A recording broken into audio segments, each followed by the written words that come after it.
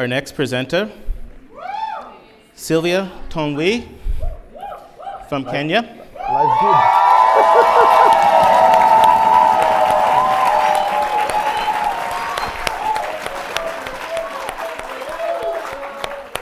good. Representing the great institution of the University of Iowa.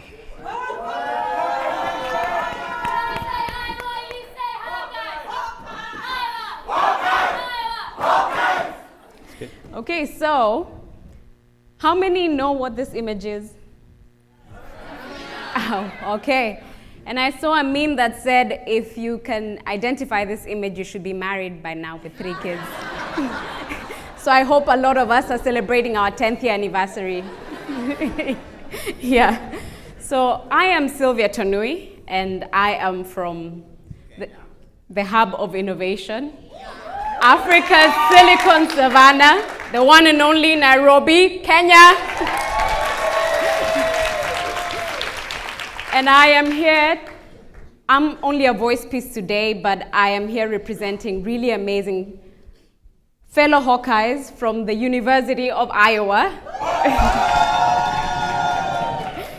And I'd like to talk to you guys about empowerment today. And I know growing up, any image of empowerment that comes to mind is a room full of 1,000 people listening to one very successful African entrepreneur with really complicated jargon and statistics and graphs. So today I want to break it down to the very basic level of empowerment, which is empowerment through normal day-to-day activities. And I'd like us to all focus on the word normal. So I brought up this image of Sarafina because I remember my parents got us this VHS tape when I was about 9 years old. So I guess that tells my age. And sitting in that room, I remember this was my first introduction to Mr. Nelson Mandela. And it was, surprise, surprise, introduced to me by a female actress. And it didn't seem abnormal to me. Nobody even pointed out that it was being acted by a woman.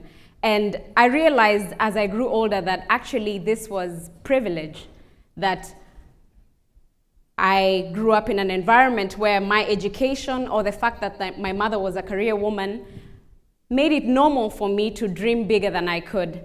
I realized later that a lot of people actually don't see this as normal. They don't see that, a woman applying to the Mandela Washington Fellowship and presenting right here is normal to them because they were not empowered in that way. And I run a company called Marigat Gold, and we package honey.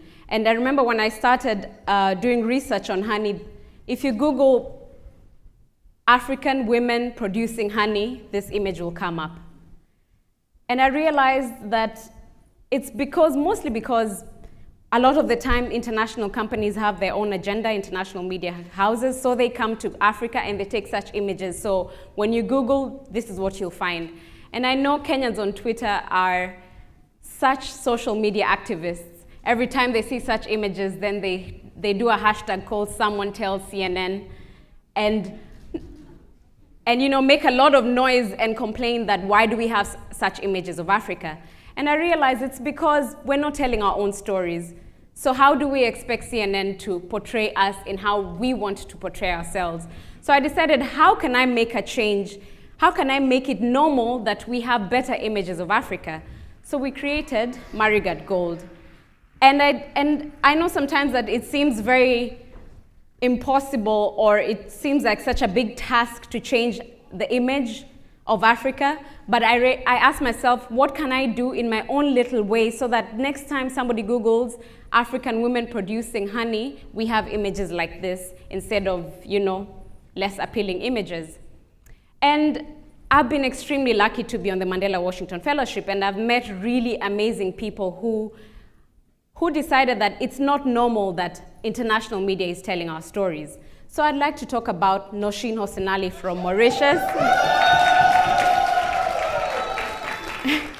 So she decided, you know what, I'm going to make empowerment normal. And what did she do? She set up a company called Agribusiness TV, and she goes around telling positive stories of African people doing business, doing agribusiness in Africa. I think she deserves a round of applause.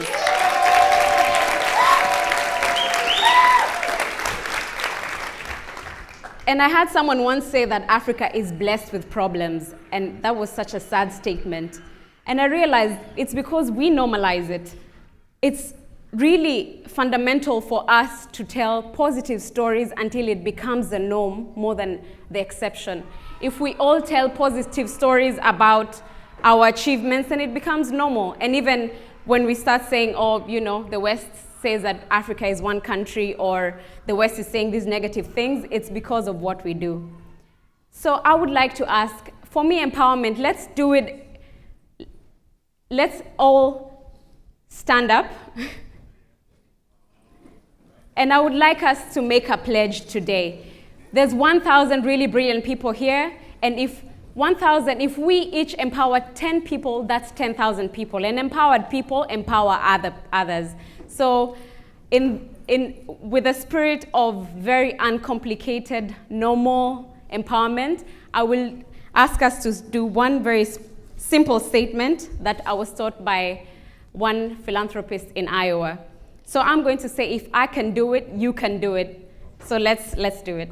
If I can do it, you can do it. Okay, a bit louder. If I can do it, you can do it. Ladies and gentlemen, let's go out and let's do it. Yes.